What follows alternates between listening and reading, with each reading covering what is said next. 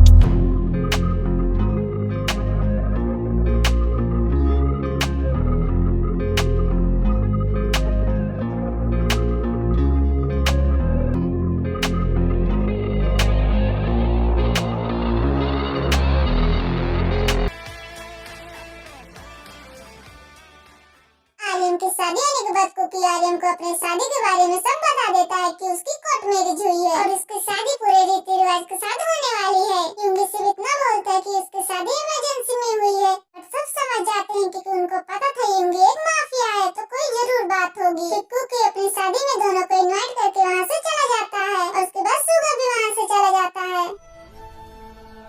आज से मेरी छुटकी तेरी जिम्मेदारी है, इसका ख्याल रखना। बहुत मासूम और नाजुक सी है मेरी जिन। से भी ज्यादा प्यारी है मुझे मेरी डॉल। मुझे इसकी चिंता करने की जरूरत नहीं है। मैं इसका बहुत ध्यान रखूंगा, कभी इसको अकेला नहीं छोड़ूंगा। आज मैं बहुत खुश हूँ। मैंने मॉम डैड की अमानत एक सुरक्षित और मजबूत हाथों में दे दिया, जो हमेशा उसकी रक्षा करेगा। रात के 10 बज रहे थे। जिन बेड पे बैठे बैठे आर्यम का वेट कर रही थी।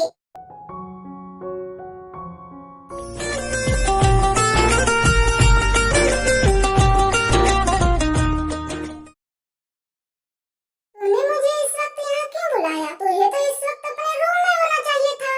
जिनकी रिपोर्ट आ गई। क्या है रिपोर्ट में? लो खुद देख लो।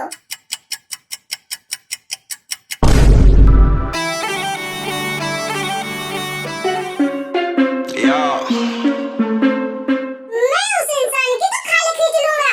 मैं उसे नहीं छोड़ूंगा। आखिर ऐसा क्या था जिनकी रिपोर्ट में जिससे वो भी इतना गुस्सा हो गया?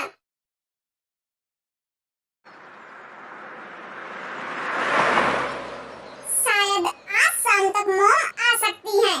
अभी वो लंदन से निकल चुकी होंगी, इसलिए मैं अभी बता रहा हूँ। मॉम के सामने मुझे कोई तमाशा नहीं चाहिए और अपनी हद में रहना तुम भी।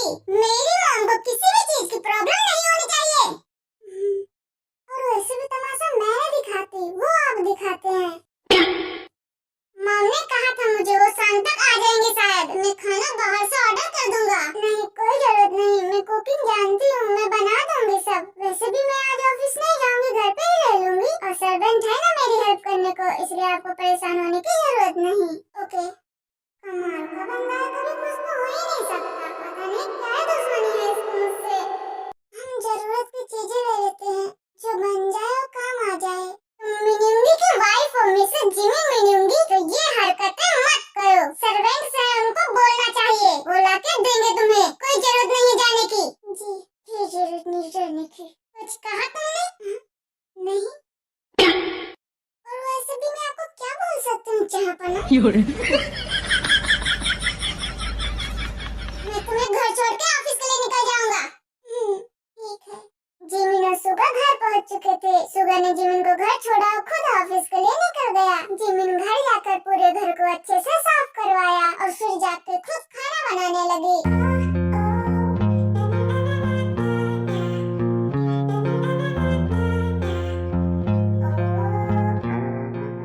लो बन गया खाना। मिसेस जिमिन कुछ भी कर सकती है।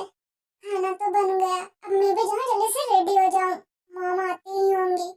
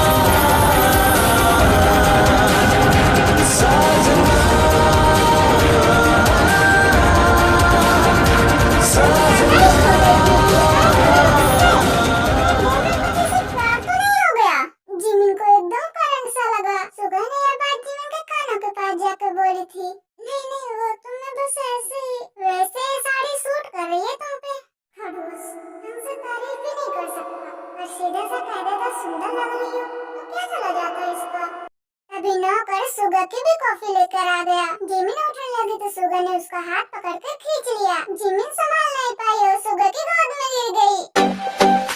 तेरे बिना मेरा होगा ना गुजारा, मैं तेरी हूँ दीवानी, तू मेरा है दीवाना। हमारा एक बादल तेरी हवा में मुझे क्या कर रही हो बेबी? तो जब से मिला है कुंवारी में तो पूरी है तुम भी तो। सुगा के होठ ये कहते हुए जिमिन के गालों को छू रहे थे। सुगा को एकदम कुछ याद आया और वो जिमिन से दूर हो गया और गुस्से से बोला, मैंने तुम्हें माफ नहीं करा है। जब तक तुम खुद को बेगुनाह साबित नहीं कर देती, तब तक मैं तुम्हें कभी माफ नहीं करूंगा। याद रखना मेरी बात। सुगा की आंखों में एक अलग सी नफरत थी। सुगा जिमिन को वहीं छोड़कर चला गया था। मिस्टर मिनुंगी, वो दिन दूर नहीं जब मैं अपनी बेगुनाही का सबूत तुम्हें दिखाऊंगी और तुम पूरे मन से मुझे अपनी पत्नी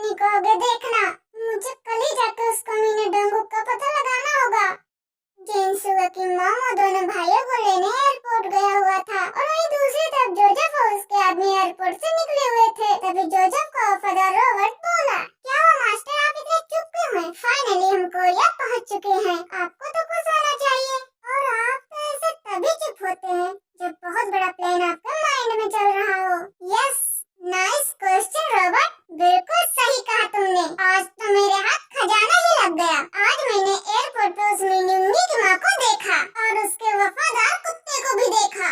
इसका मतलब वो इसी शहर में रहता है। अब उसको ढूंढने और मारने में ज्यादा वक्त नहीं लगेगा। अब जोजो अपना बदला लेकर रहेगा और शुरुआत होगी उसकी बीवी से। पर सर, यह तो मुझे समझ नहीं आया। उसकी बीवी मामूली सी लड़की है और वो उससे ज्यादा प्यार भी नहीं करता। मुझे इसके करीबी से पता चला है कि वो अपनी बीवी से प्यार नहीं करता। ना ना ना ना ना, यही तो उसकी चाल है, यही तो खासियत है उसकी। जिस चीज को सबसे ज्यादा चाहता है उसको दुनिया के सामने मामूली बना के रखता है, ताकि हम जैसे दुश्मनों को लगे या तो कुछ है ही नहीं। इतने सालों से उसके साथ दुश्मनी रख के यह बात जान ली है मैंने। और जब उसकी बीवी मरेगी देखना, वो तड़पेगा, रोएगा, बर्बाद हो जाएगा। और सर, जब आपने यह सुना तो यह भी सुना होगा कि वो जिस चीज से प्यार करता है उसकी हिफाजत अपनी जान से भी ज्यादा करता है। भले वो अपनी जान दे दे, लेकिन अपने करीबी को नुकसान नहीं होने देगा। और जब बात उसकी जान से प्यारी बीवी की हो, तब तो वो जान लेने में भी कमी नहीं छोड़ेगा।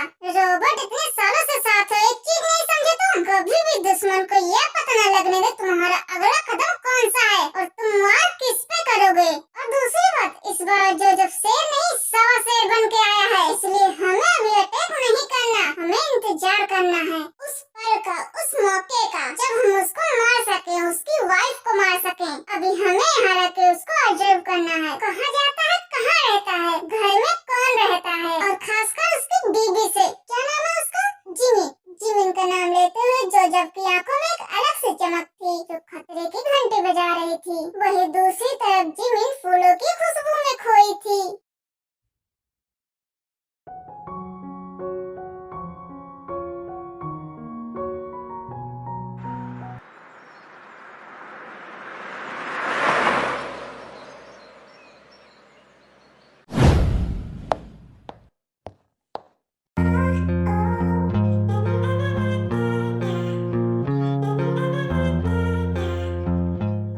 सुगा की मॉम जैसे ही गाड़ी से उतरी, सामने अप्सरा जैसे लड़की को देख के उनका मुंह खुला का खुला ही रह गया। उनको तो यकीन ही नहीं आया उनकी बहू सही में इतनी खूबसूरत है। जिमिन जैसे ही उनके पैर छूने झुकी, उन्होंने जिमिन को अपने गले लगा लिया। नहीं नहीं मेरी बच्ची, तेरी जगह यहाँ नहीं, तेरी जगह तो मेरे दिल में है। तुझे पता है कितने सालों से इंतजार करा है इस पल का, आज वो पल भगवान ने दिया है। मैं तो तहे दिल से शुक्रिया अदा करूंगी भगवान का।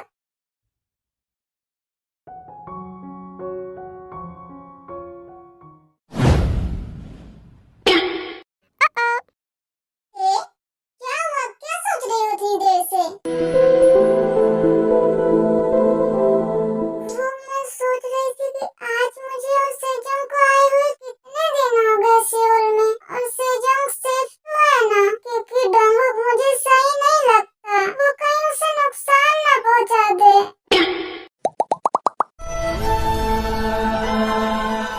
उसे उसके किए की सजा मिल चुकी है जान, लेकिन मैं तुम्हें नहीं बता सकता कि अभी भी वो यही है, क्योंकि मैं कोई रिस्क नहीं ले सकता तुम्हारे साथ। तुम्हें मेरी भी चिंता है या नहीं? क्यों? क्या कर दिया मैंने ऐसा? क्या नहीं किया, मैं कब से भूखा बैठा हूँ, लेकिन तुम्हें कोई मेरी चिंता ही नहीं है। तुमसे पहले मॉम रखती थी ख्याल, अब वो भी नहीं रखती और तुम भी नहीं रखती कि पति कब से भूखा है, कुछ खिलाओ, लेकिन तुम कुछ खिलाती ही नहीं हो। क्योंकि बच्चों की तरह शिकायत करता है। चलो भूख लगी है मुझे तो। तुम्हें नहीं खाना तो कोई ना, मुझे खा लेना। कुकी अपनी एक आंख दबाकर बोलता है। फिर अब हैरानी से कुकी को देखने लग जाती है। मैडम, मुझे भूलने से मेरा पेट और आपका पेट दोनों नहीं भरेगा। आगे आओ और खिलाओ मुझे। आप कोई छोटे बच्चे हैं क्या जो आपको खिलाऊं? आप खुद ही खा लो, इतने बड़े हो, आपके हाथ भी मेरे से बड़े बड़े हैं। आप खुद भी खा लो और मुझे भी खिला दो। क्योंकि बेटा तूने इसका माइंड तो डाइवर्ट कर दिया है, लेकिन जो सपना तू देख रहा है कि मैडम तुझे अपने हाथों से खिलाएगी, वो तो होने से रहा। इसलिए बेटा लग जा, मैडम को भी तुझे ही खिलाना पड़ेगा।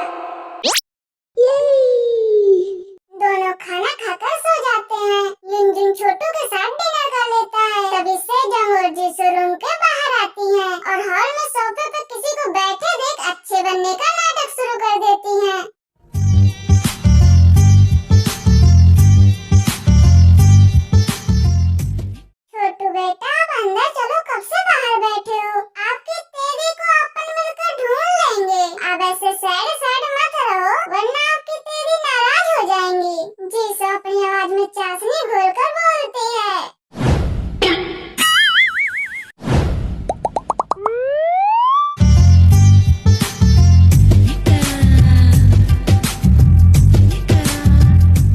Oh,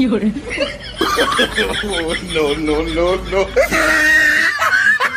ये दोनों इसलिए हंस रहे हैं क्योंकि जीसू ने वन पीस पहना था येलो कलर का और ऊपर से इतना मेकअप, हाई हील्स और हाथ में पर्स, कानों के बड़े बड़े इयररिंग्स। कोई भी उन्हें देखे तो हंसने से रोक न पाए। पहना जो पहना, लेकिन मॉडल की तरह चलने की कोशिश कर रही थी, जो बार बार उनके पाँव डगमगा रहे थे। फिर भी किसी जवान लड़की की तरह चलने की कोशिश कर रही थी, जैसे वो कोई हीरोइन हो। बार बार अपने बालों को पीछे करते हुए आगे बढ़ रही थी।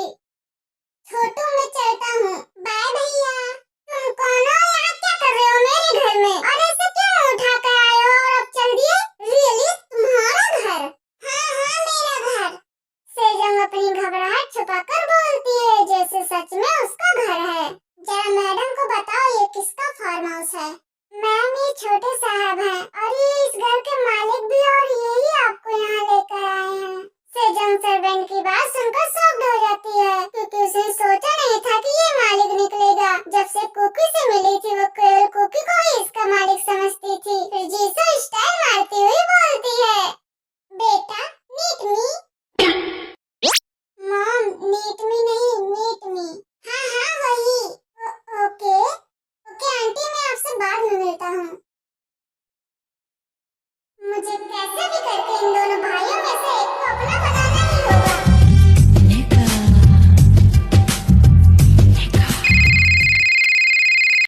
हेलो जान, तू मुझे दर्द देके मेरे गले पे नमक छिड़कने के लिए कॉल किया है? नहीं जान, मुझे तो तेरे अपने आशिक को कहकर मुझे किडनैप करवा लिया था। वहाँ से छुपकर आज सुबह ही निकला हूँ। निकलते ही तुम्हें कॉल किया है कि तुम सेफ हो या नहीं। जान, मुझे टेंशन हो रही थी, कहीं तेरे तुम्हें तो नहीं फंसा दिया। तुम ठीक हो ना? तुम कहाँ हो? मुझे तुम्हारी चिंता हो रही है। डोंगुक मगरमच्छ के आंसू निकालते हुए बोलता है। सेजंग अब डोंगुक की बातों में आ जाती है और उस दिन की बात बता देती है। सेजंग की बात सुनकर डोंगुक बिल्कुल पहले की तरह नॉर्मल था, जैसे उसे सब पता हो, लेकिन सेजंग के सामने नाटक करने लग जाता है। जान, तुम्हारे साथ इतना बुरा किया उसने, जबकि तुम तो उसका कितना अच्छा सोचती हो। डोंगुक आग में घी डालने का काम कर रहा था। करीब आधे घंटे डोंगुक सेजंग से बात करके और झूठी कहानी बनाकर सेजंग को अपने जाल में फंसा लेता है। वाओ भाभी, फाइनली! पता है कितनी तारीफ सुनी थी जैन भाई से, और ये हमारी मॉम इन्होंने तो बिना देखे ही आपसे प्यार कर लिया था। आपके बारे में एक शब्द नहीं सुनती थी, और हम जब भी जैन भाई को कॉल करते थे वो आपके अलावा किसी के बारे में बात नहीं करते थे। जिमिन भाभी ऐसी है, जिमिन भाभी वैसी है, और जब हमने आपको अपनी आँखों से देखा तो सही में लग रहा है जैन भाई एक एक बात सच कहते थे। जिमिन ने अपने दोनों देवरों को देखा जो सुगा के जैसे थे, लेकिन सुगा उनसे ज्यादा स्मार्ट और हैंडसम था। जिमिन को अपने दोनों देवर बहुत अच्छे लगे थे। चलिए, अच्छा है अब कोई आ गया जिससे मैं बात कर पाऊंगी, वरना यह अकेला घर मुझे काटने को दौड़ता था। जिमिन की बात पर सब हंसने लगे। अच्छा आप अंदर आइए ना, यहाँ क्यों खड़े हैं? चलिए आ जाइए। सुगा की मॉम जिमिन का हाथ पकड़े पकड़े अंदर आई। उन्हें अपनी नाजुक सी और प्यारी सी जिमिन बहुत अच्छी लगी थी। बहू, या तो बताओ अकड़ू कहाँ है? जरा उसकी तो खबर दो मुझे, देखना उसका क्या हाल करूंगी। जी मॉम, उन्हें भी आपकी ट्रीटमेंट की सख्त जरूरत है। हाँ मेरी बच्ची, उस कुत्ते ने जिंदगी में पहली बार अच्छा काम करा है, वो है तुमसे शादी। मॉम,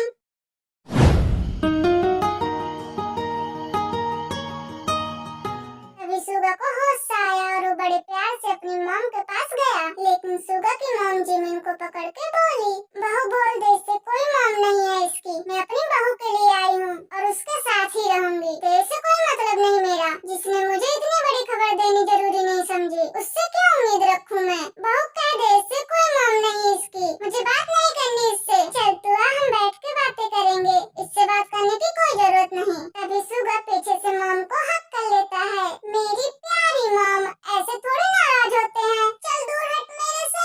अच्छा ठीक है ना माँ, माफ कर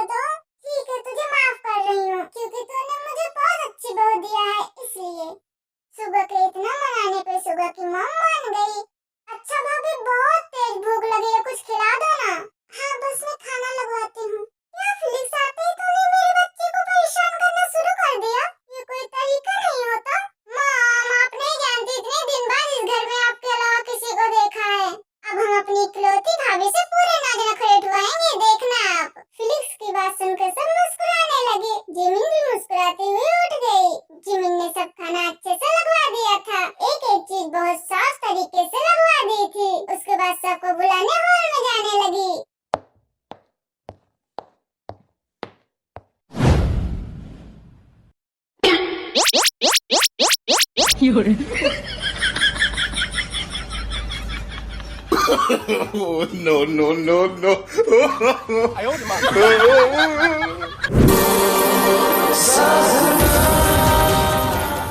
अभी तो हंस दिया करो। अभी मैंने इस इंसान को हंसते नहीं देखा।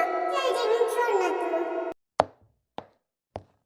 चलिए उठिए खाना खा लीजिए। चलिए मॉम आप भी आ जाइए। चलो बेटा। जिमिन ने सुगा को भी धीरे से कहा। चलिए आप भी उठ जाइए। रुको। सुगा जिमिन के करीब आया और उसकी आंखों में देखते हुए नहीं देख भी नहीं घूर ही रहा था और बोला, सबसे पहली बात मैं तुमसे बेइंतहा नफरत करता हूँ, बेइंतहा। और यह नफरत कभी मोहब्बत में नहीं बदल सकती, याद रखना। और दूसरी बात यह है कि मेरी माँ और भाइयों के सामने कुछ भी या एक भी बात अगर इस रिश्ते की खुली तो मुझसे बुरा कोई नहीं होगा, याद रखना यह बात तुम।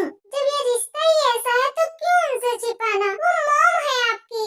अगर कभी उनके सामने यह सच्चाई खुली तो कितना बुरा लगेगा उनको। तुमसे मैंने फालतू का ज्ञान झाड़ने को नहीं कहा। सिर्फ यह याद रखना हमारे रिश्ते की सच्चाई मॉम के सामने बिल्कुल नहीं आनी चाहिए, वरना मुझसे बुरा कोई नहीं होगा। सुगया कहकर रुका नहीं, वहाँ से चला गया। वही दूसरी तरफ जिमिन चुपचाप खड़ी थी। जिमिन खुद से ही बोली, वो दिन दूर नहीं मिलूंगी जब मॉम के सामने किया गया नाटक सब सच बन जाएगा और तुम देखना मुझे पूरे दिल से अपनाओगे। जिमिन जब डाइनिंग एरिया में आए तो सब बैठ चुके थे। आ बहू मेरे पास बैठ। मॉम आप आराम से खाइए, मैं यहीं पे खड़ी हूँ। मैं आपको सर्व करूंगी अपने हाथों से। नहीं नहीं कोई जरूरत नहीं। ये नौकरों की फौज इस खत्ते ने देखने के लिए थोड़ी लगाई है। तू बैठ इधर। एक नौकर जो उनका पुराना नौकर था पीछे से आके बोला, अरे मैम भौजाई ने तो आज सारा खाना खुद बनाया, हमने इतना रोका ये मानी नहीं। कहने लगी वो खुद सारा खाना बनाएंगी। क्या भैया आप भी ना? क्यों सुगा तुझे भी फिक्र नहीं अपनी बीबी की? कैसे इतना खाना अकेले से बनवाया तूने? अरे जिसकी नई नई शादी होती है वो तो अपनी बीबी को अपनी हथेली पे बैठा के रखते हैं, उसके पैर भी जमीन पे नहीं उतरने देते। लेकिन तू तो जब से मैं आई हूँ एक बार भी बहू की तरफ नहीं देखा तूने। सब ठीक तो है ना?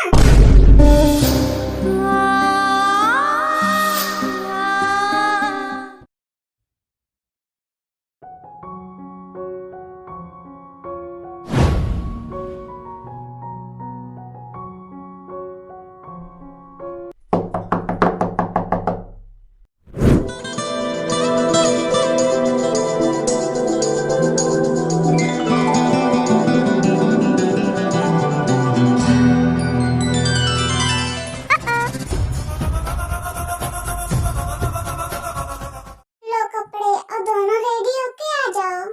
जी मॉम। क्या हुआ पंडित जी, आप ऐसे चिंता में क्यों हैं? कोई प्रॉब्लम हो तो आप मुझे बताइए। जजमान लड़की की कुंडली में दोष है, कुछ अनर्थ होने वाला है, लेकिन जमकुक की कुंडली में इसका उपाय है। पंडित जी वैसे कोई दिक्कत तो नहीं है ना? मेरे दोनों बच्चे ठीक तो रहेंगे ना? आप कोई उपाय देखो जिससे इस प्रॉब्लम से बचा जा सके।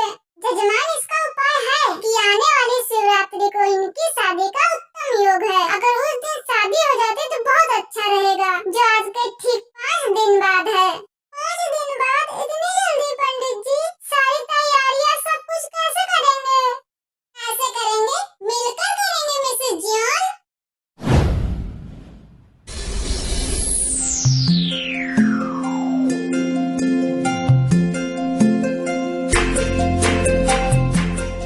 लेकिन आपने तो हमें बोला था कि आप अभी नहीं आने वाले। आपको बोला था, लेकिन जब हमें लगा कि आप हमारे लिए इतनी बेचैन हैं, तो मैं जल्दी आ गया।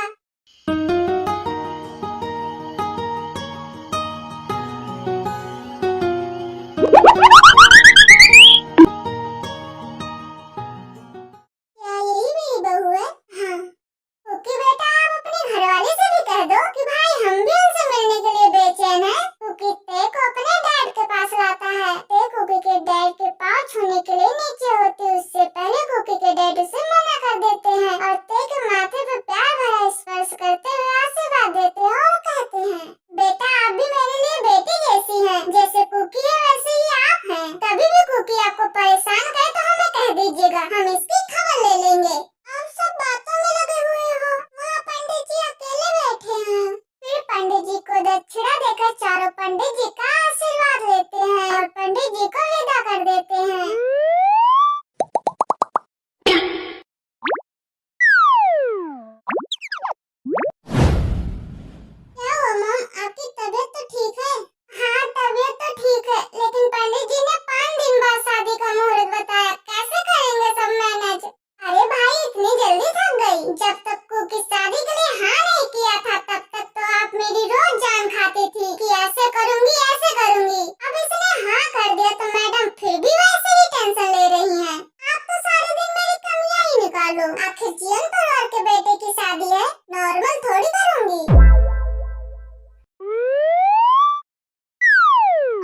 मुंह बनाकर ते को अपने साथ लेकर अपने रूम में चली जाती हैं। डैड, मैं भी ऑफिस जा रहा हूँ। अरे बेटा, थोड़ा टाइम मेरे साथ भी स्पेंड कर लो।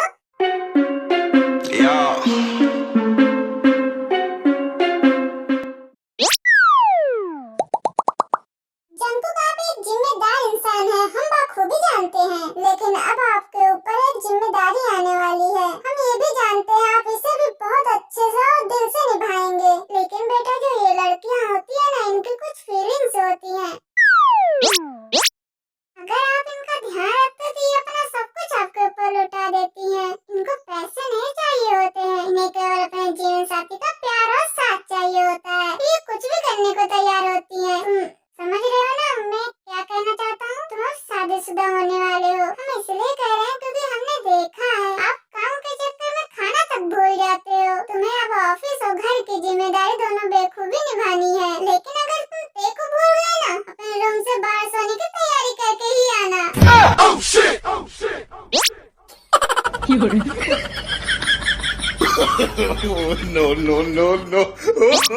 ओके डैड, मैं समझ गया, ध्यान रखूंगा मैं। इतना कहकर कुकी ऑफिस के लिए निकल जाता है और इधर ते और मोहन शॉपिंग करने के लिए गई थी। ते एक ड्रेस सेलेक्ट करती है, तभी वहाँ की स्टाफ आकर ते के हाथ से साड़ी छीन कर साइड रख देती है और गुस्से से कहती है, पता नहीं कहाँ से आ जाते हैं। तुम्हें पता भी है क्या इसकी कितनी रेट है? तुम्हारी कहाँ होगी औकात? जानती भी हो इसकी प्राइस? ये सारे कपड़े कस्टम मेड हैं। तुम जानती भी हो क्या होते हैं? पता नहीं कहाँ से उठ के आ जाते हैं यहाँ।